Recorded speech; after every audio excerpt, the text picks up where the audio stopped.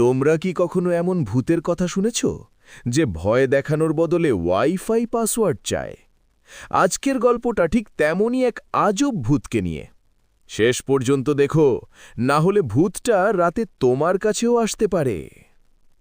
একদিন রাতে রাহুল একা বাড়িতে বসে মোবাইল চালাচ্ছিল। হঠাৎ লাইট অফ। আরে, কারেন্ট গেল নাকি? ঠিক তখনই পিছন থেকে একটা ভয়ানক গলা, ভূত, আমি এসেছি। রাহুল ভয় পেয়ে, কে কে তুমি? আমি এই বাড়ির পুরনো ভূত। রাহুল কাঁপতে কাঁপতে বলল, তুমি কি আমাকে মেরে ফেলবে?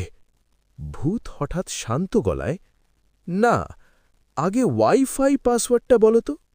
কি?